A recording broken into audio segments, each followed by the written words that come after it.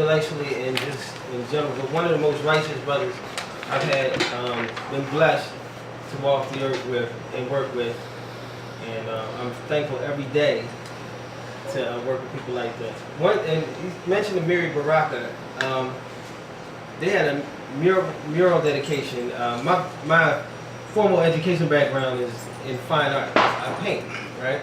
So they did a mural. They had a mural done by another Philly native, right? But the thing about the mural is Amiri was one of the speakers. And I was like, do you know what's going to happen? In a minute, they put a microphone in front of his face. It was like the whole place caught fire. I just heard, you know, it sounded like everybody's butt cheeks is tight. Oh, I smell myself. And that's the truth. This poem is for Glenn Ford, a gentleman. He was on death row for 30 years, and he was found innocent. Whew, just in time. You know? And he was about 30 when he went in, around 30, when you work out the information. So I collaborated with a choreographer named Chandra Staley. Well, actually her name is Shauna L. Currently. She's married.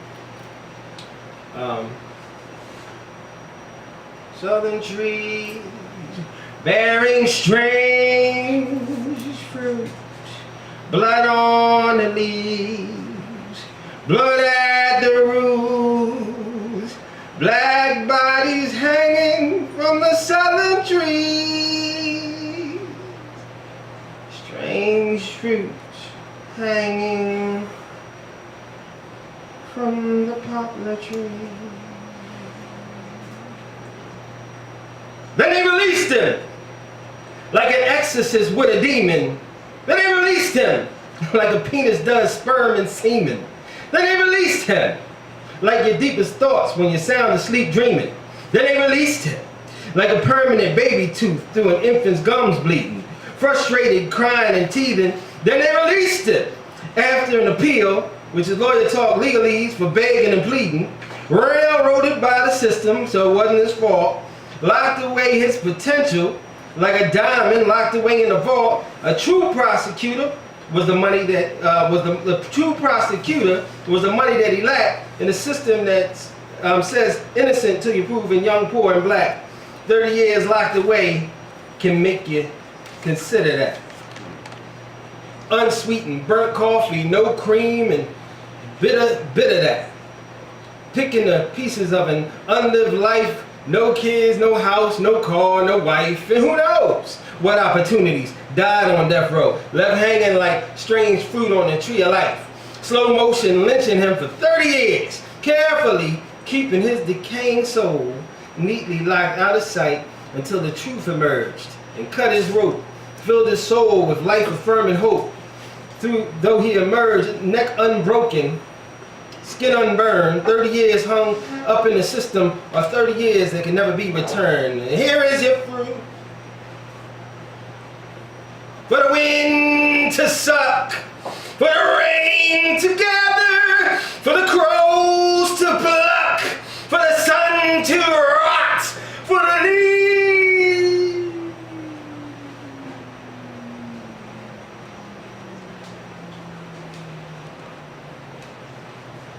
to drop. Here is a strange and bitter cry.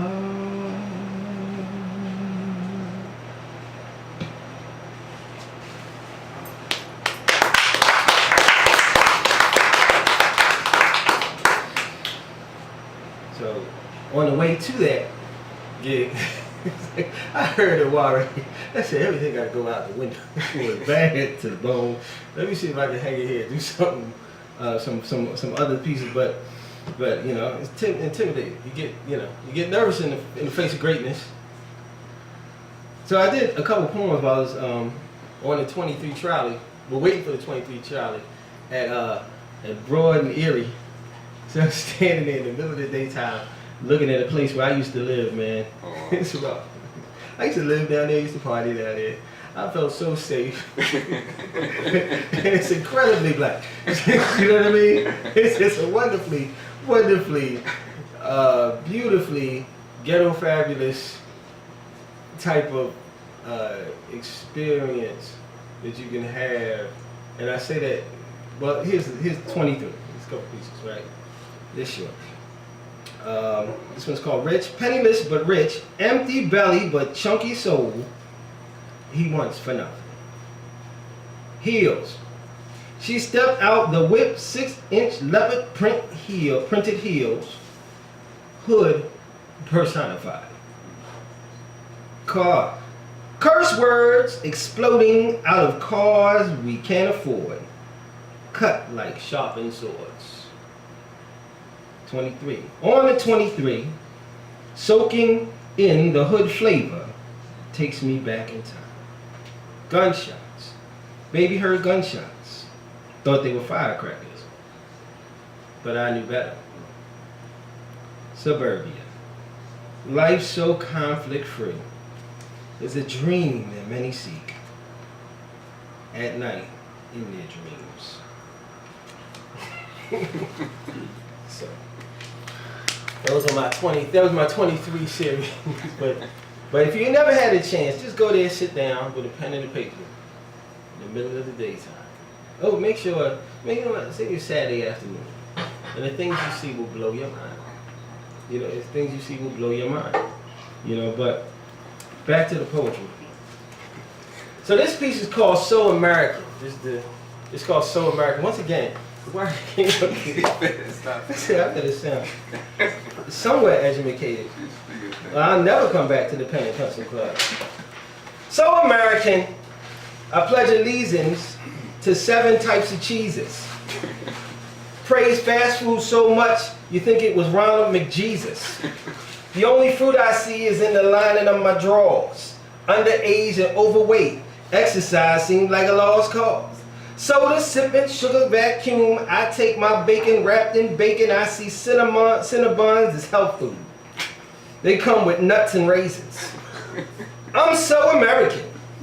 A gun nut with truck nuts.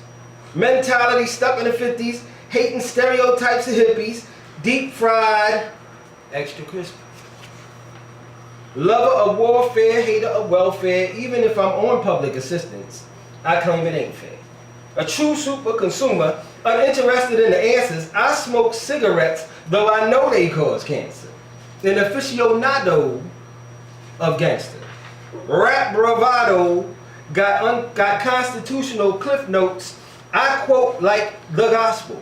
Illegal immigrants make me feel free, feel real hostile. They're stealing our jobs, silent on white collar crimes, where billions are getting robbed. I'm so American, I place my heroes on pedestals with C4 placed in the base. When it blows up, I search for the head so I can laugh right in its face. Shake my head at the disgrace. But it's the same fame I chase. That jealousy got me blinded like an eye sprayed with mace. I'm so American, appalled by public breastfeeding, pro-life, anti-abortion. My idea of sex education is telling the kids that a stork brought it. I dwell in patriotic distortions of reality when I use Stockholm syndrome got in the dome. I enjoy being abused. I'm so American.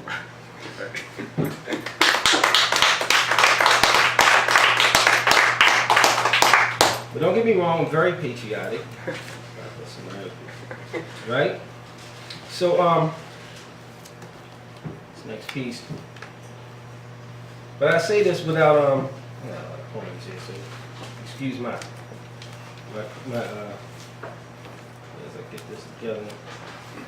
I'll just go with the flow.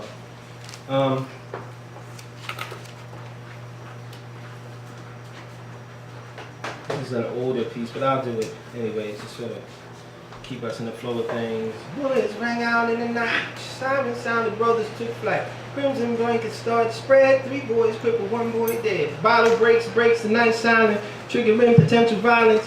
Out of nowhere comes a swarm of heavily armed trained soldiers bearing guns, badges, and blue uniforms. He knows, they know he took a life. He knows his life he's thrown away. He knows they got more guns than him. He could rot in the cell and get blown away. Piss-filled alleyways passing by. In the distance, a mourning mother cries. Crackhead falls to the hard concrete. Body gets lifted up off the city street. Designer sneakers pound against black tar as a fatherless child stares and all freeze. He did not hit. Mine had already been frozen with fear. Lifted his gun, intended to aim, and by then the officers, they did the same. Pulled his trigger, they pulled theirs as well. And when he fell, there was no pain. Around him, blood fell like rose-colored rain. Thought of all the grief that was caused that day. Shut his eyes tight for the very last time, and silently drifted away. Silently drifted away. Silently drifted away.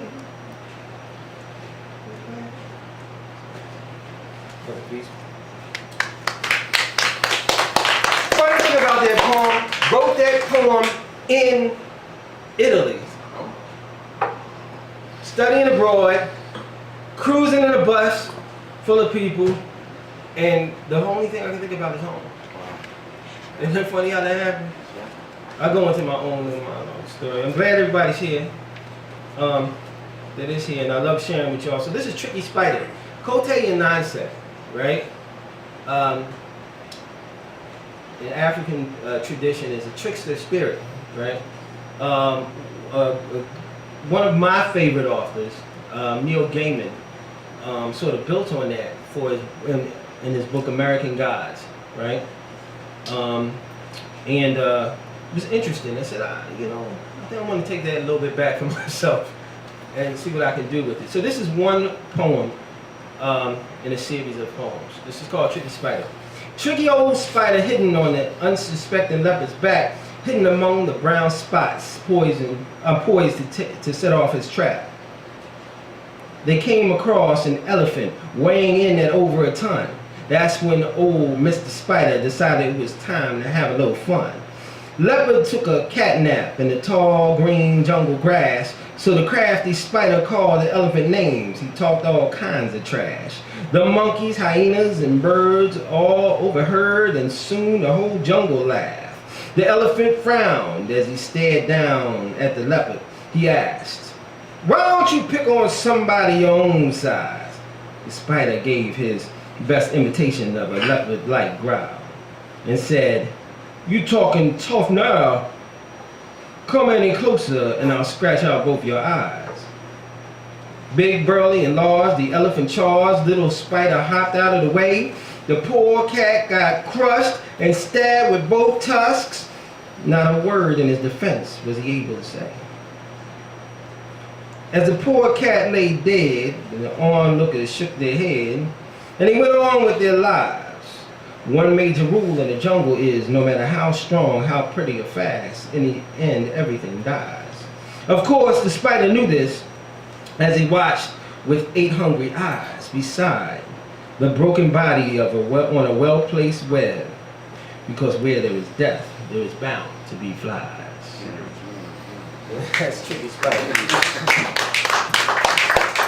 And that too harkens on the tradition, as you see in the signifying monkey, the African tradition. Well, this is different. This is called Close Encounter of a Different Kind. I'm trying to do this for y'all. I did this with the Sun Ra Project, with the Philadelphia Jazz Project for Homer Jackson and with some members of the Sun Ra Orchestra. It's an interesting project. It's available online. Whew, okay. Let's begin. Bring it.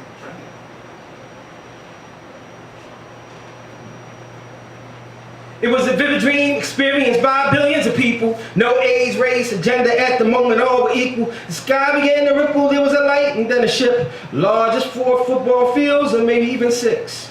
Neon-colored streams of light extended as far as the eye could see. Billions of souls transported to a distant galaxy. The atmosphere got infinitely weird. Planets in the stratosphere disappeared and reappeared. like blinking Christmas lights on trees during the holiday season, defying all known scientific knowledge and reason. As when they felt the energy within the gases they were breathing, 3 suns hovered above, but the temperature was pleasing. Amoeba-like creatures moved at supersonic velocity. Trees uprooted and danced as gigantic rocks sang in harmony. Many a soul filled with joy from the positive energy exuded by the non-polluted place of awe and mystery. Heavenly, to say the least, in a peace filled every soul, a world beyond comprehension and beyond their control. Positive thoughts took hold, evacuating the negative. Nations came to the realization that all involved were relatives.